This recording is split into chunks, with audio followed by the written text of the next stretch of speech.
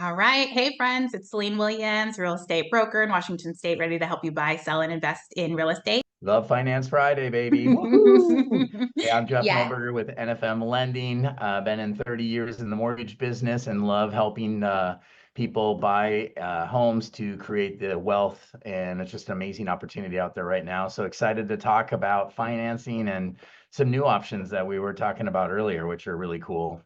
absolutely. So today we want to focus on first-time home buyers, but we also want to focus on investment buyers too, and maybe even using some of your equity from the home that you already live in to purchase something, whether it's in state or out of state.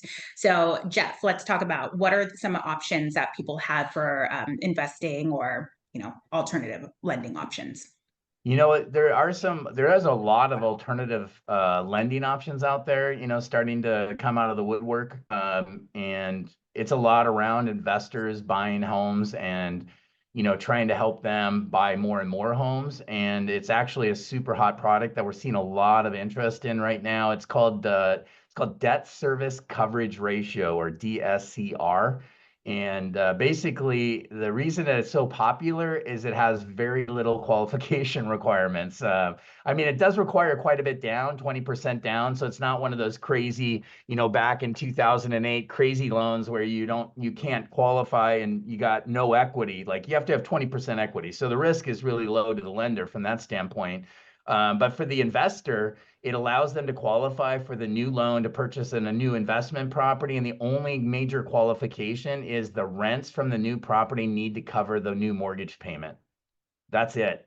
Like there's no income documentation. We do document assets, obviously, with regards to how much they have for the down payment, and there's typically some reserves that is required as well. Reserves is just money left over after closing that's in a bank, so that it makes it a little more solid for the investors. But here's the key, though, is you can go out and buy any house you want. You got the 20% down, and it doesn't matter how many homes you own. Doesn't matter how much income you make. It really just comes down to, do the rents from the property cover the mortgage payment? Now, if they don't, you can go negative on that as well. Like you can go down to 70% of the mortgage payment being covered.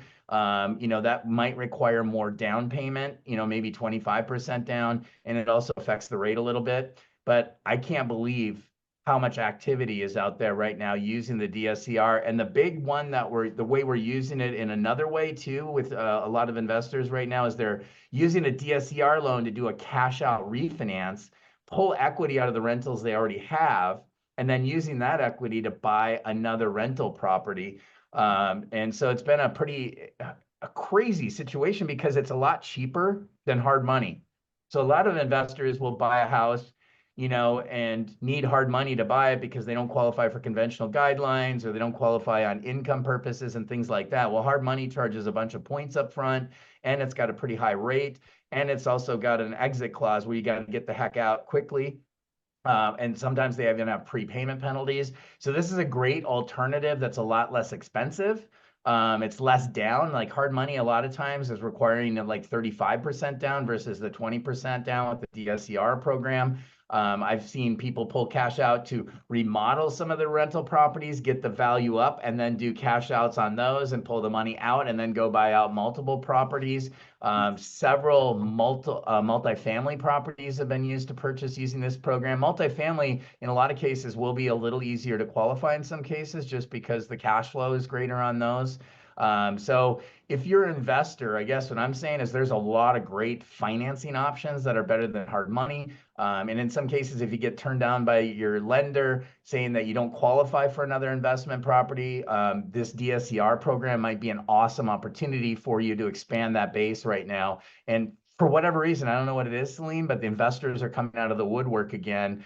And typically what that means, in my opinion, and doing this 30 years, is that when investors start coming out, the market's starting to push in the right direction. You know what I'm saying? Like the investors are always out right before the wave.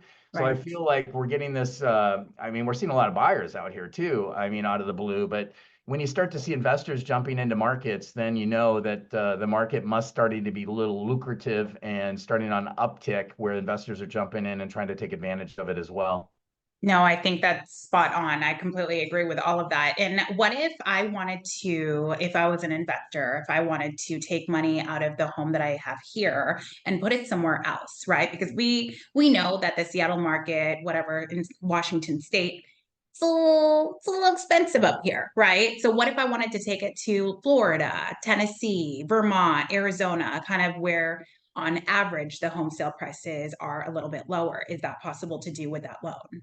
Yeah, I mean, that's a lot of what we're seeing is a lot of investors, whether it's here or they have investments elsewhere, but there's a lot of different states right now that still have some really inexpensive real estate opportunities where you can buy, houses in the hundreds of thousands and even under 100,000 if you really want to. And the rents are actually still standardized for the higher rents that we see in a lot of other areas. I mean, we just had a fourplex that we bought in Illinois, not we bought, but a client of mine bought in Illinois.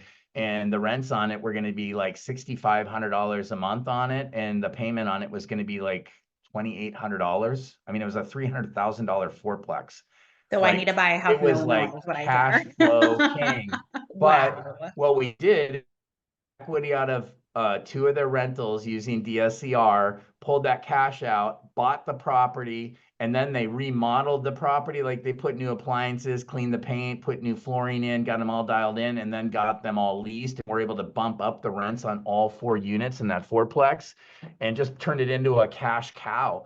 And investment properties, you know, some investors might have some lower rates on their loans right now, because of the 2020, 2021. So they're, hesitant to pull more money out. But if you're not pulling more money out, you're not expanding your breadth rental power. And it's all about leverage. And if you can pull out 100 grand, even though you're pushing your rate up, as long as you're keeping your cash flow going and buying other units that are going to cash flow as well, I feel like that's a really powerful move to build that equity position. And then as rates drop, you can always look at refinancing into different types of loans as you qualify or things like that. But even if you don't, as long as you got the cash flow, which the DSCR really wants cash flow, like it wants the rents to cover the payment. It doesn't matter. As long as someone else is making the mortgage payment, who cares? The values are going to go up over time. You're grinding down that mortgage balance by the renter paying your payment, and you're just building equity over time. So it depends on your strategies, but it's seemingly like this is one of the most popular programs. I just had no idea it was going to be this popular, where there's just so many people out there. But yeah, we're seeing a lot of people buying in Ohio. We're seeing a lot of people buying in Illinois, Tennessee, Georgia, places that are lower price points, but the rents are still actually pretty decent so that they cash flow really easily. And those are opportunities that you don't want to miss out on. That's amazing. Can I pull the money out of my primary home, like the home I'm actually living in, or does it have to be a rental? DSCR is specifically for rental properties. Okay. It's designed that way. The disclosure laws are a lot different. They're not the same as a conventional loan disclosure laws, so they're much more limited. It's very similar to like a hard money loan, where they're not as regulated from that standpoint. Again, it's truly meant to be an investment type vehicle to help investors grow their investment empire. So you can't pull it out of your primary, but if we're looking at a primary residence, maybe a home equity line of credit might be an option to pull cash out that way. Refinancing cash out, the rates go up, so you got to look at that possibility. But again, if you buy a house using the cash out from your primary, and you can generate some cash flow on a new house that you're buying as a rental property, or Airbnbs are huge right now. We're seeing a ton of cash flow on those. I mean, that's another alternative where you can generate even more cash flow than just a 12-month rental type of situation. I love that. What about if I'm a first time home buyer, but I also want to be an investor right away? What are my options there? I mean, I get that question a lot. I feel like you want to get your feet wet and buy your own property first. There's so many great financing options for someone buying their first time home. What I would probably lean towards is maybe looking at a duplex or triplex or fourplex as a first time home buyer. I mean, I wish I would have done that, honestly, back 35 years ago when I bought my first house. Because you can let's say we buy a fourplex and we go conventional, you only need 5% down, and then you can rent out the other 3 units, and you can actually get pre-approved and qualify for the new loan using the rents from those other 3 units. I mean, that's a really powerful tool. Now you move into this place, You get 3 other renters in there. A lot of fourplexes are already rented out. So you're walking into a place that's already got money coming in, and it allows you to buy this piece of investment. You live there for a year, which is the standard, you know, you have to live there primary residence for a year, and then you move out. Maybe you have enough equity to pull out, but even if you don't, go buy another property and go zero down. You might be able to get access to some down payment assistance to buy the next house, and or put very minimal down using like an FHA loan with 3.5% down. And bringing up FHA, if you're buying a duplex, FHA is only 3.5% down on a duplex, and you still get to use the rents coming in from the other unit to help qualify. So FHA is a great duplex opportunity, and then conventional just added on just like a year ago or so. I can't remember how bad it was recent that they started to allow for only 5% down to buy a duplex, fourplex, or a threeplex, fourplex. So huge opportunities to start your rental empire. So that's where I would go. And I think we just got to strategize in the best way. There is some down payment assistance available on down payment for duplexes as well. So there might be an opportunity to buy a place with zero down, get rents from other units, and then make your payment, you know, potentially lower than what you were expecting, just because other people are helping contribute towards the overall payment. I love that. What about VA? Can you use a VA loan in order to get a Yes, I mean duplex, triplex, that's the most multiplex? spectacular opportunity because VA is zero VA, down. please do it. No Veterans, kidding. Yeah, I mean military, VA use is that zero down up advantage. to a fourplex, and you can still Zero use the down. nets to qualify. Zero down. So it's a pretty amazing That's opportunity. You amazing. get a great rate, you get zero down, you get no mortgage insurance, and you can buy a fourplex and rent out the other 3 units. Again, live there for a year and then move out and buy another one.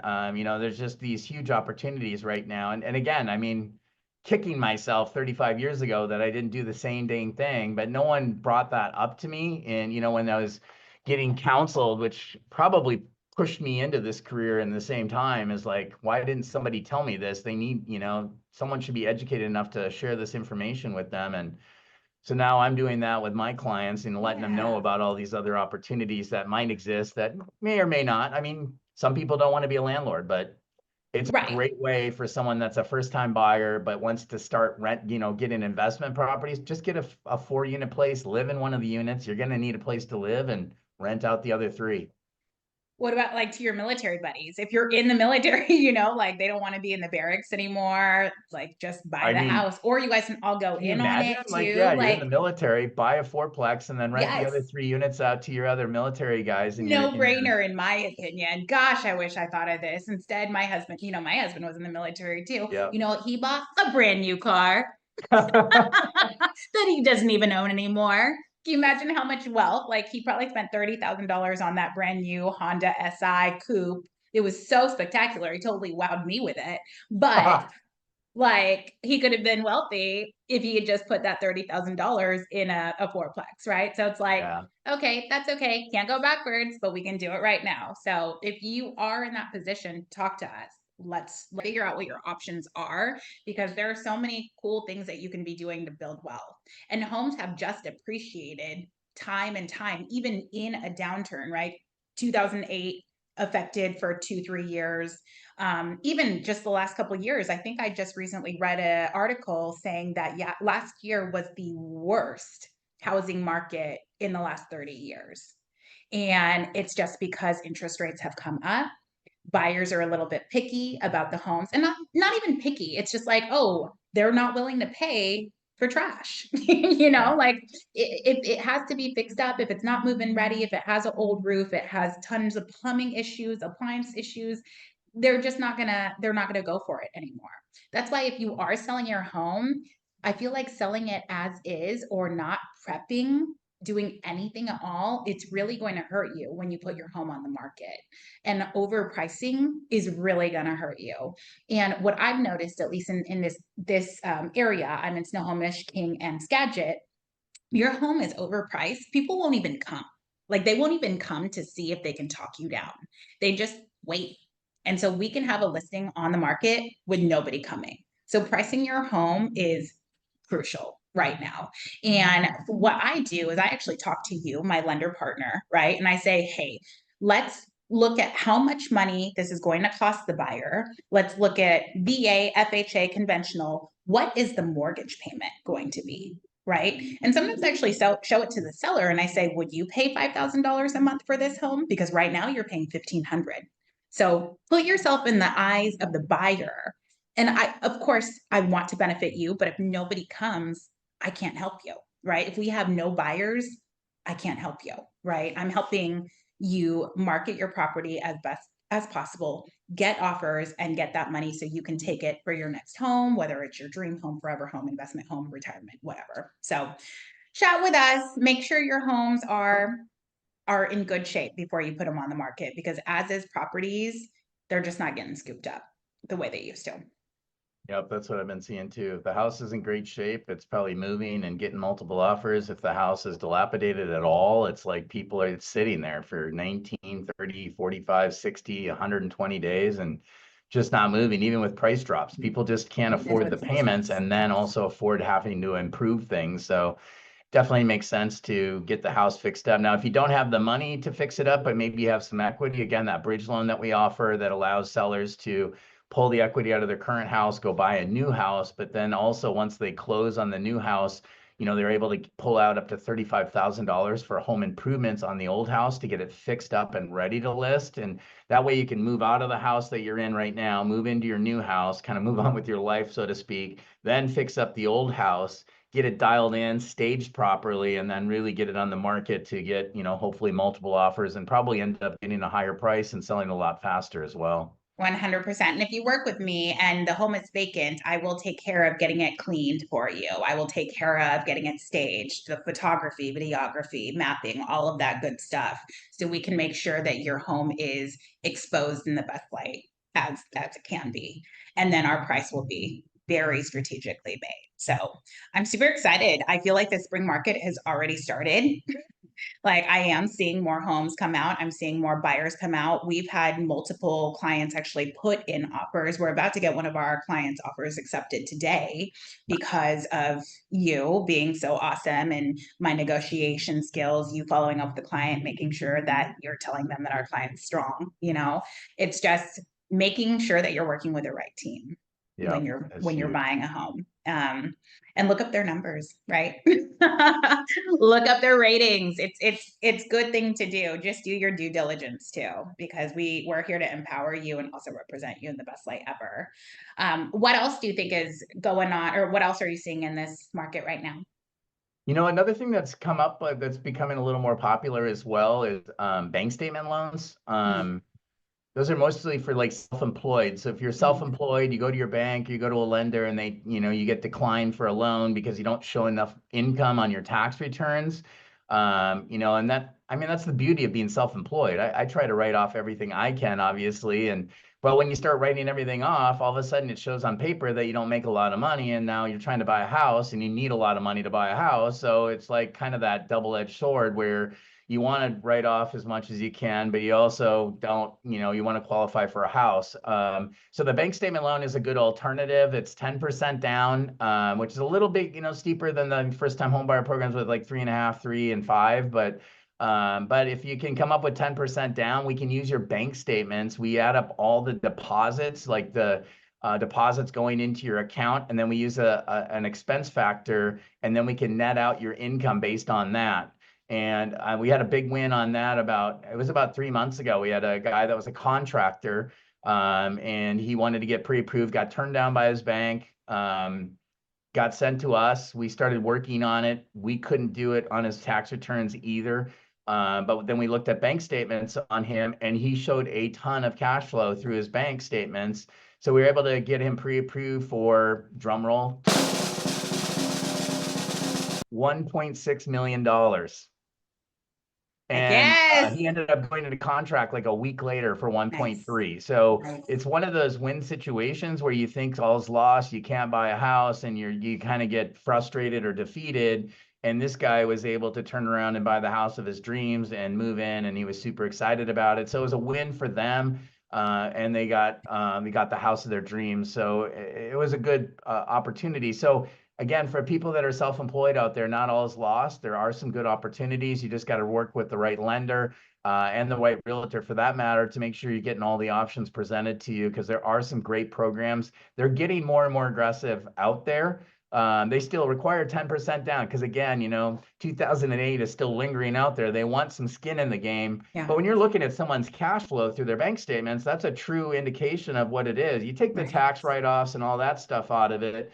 I mean, yeah, you're not going to show a lot of income, but in truth, I know so many people that make a ton of money, live a great life, but on paper, they look like they're broke, and Poor. it's just the advantage of being self-employed. Yeah. So I don't think Yeah. they're risky loans. They're just looking at an alternative way to calculate income. Yeah. The rate's a little bit higher just due to the risk. It's not a conventional loan. It's not Fannie Mae, Freddie Mac, or FHA or anything, which is, again, why we need 10% down. But there's also no mortgage insurance. So it's not actually such a bad loan because you do get a decent rate with only 10% down. So another great opportunity out there as well. Ooh, I love it. I love it. Cool. So it's going to be an amazing weekend then. I think this is perfect segue to, we're going to be hosting a workshop, an investor workshop. So Yeah.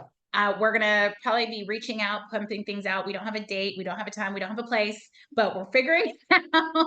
Yes. Jeff and I are going to be teaming up together with some local property managers, so both long-term and short-term, so we can help you be an investor. Maybe you want to go straight into investing as a first-time home buyer. Maybe you've done the primary and now you're thinking you want to do landlord.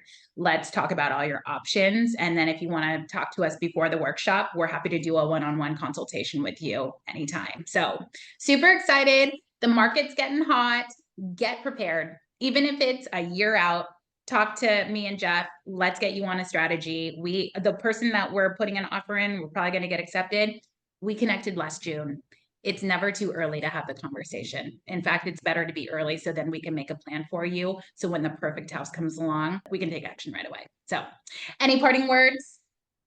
No, I think you said it really well. I mean, I agree. The market's heating up. I think now is a good time to strike before, while the iron's hot. I think as spring moves in, I think the spring market has started as well, but it's still not a lot of inventory. And, there's tire kickers out there a little bit on the buyer side. So I think there is an opportunity to still get in and get a good price. I think once the market really starts to take off in, March, April, May, that it's going to be a lot more difficult. I think you're going to see more and more multiple offers. I think we'll see more inventory, which will create more buyers jumping into the market that are, oh my God, look at all these houses for sale. And now every house is going to have 10 offers on it instead of 1 or 2 or 3. So I think it is time to get the process started. Even if you're thinking 6 months from now or 12 months from now, like Celine was saying, is get out there, get pre-approved, get a letter in hand, and maybe the right house pops up. Maybe it doesn't matter. At least you're ready. You know where you stand so that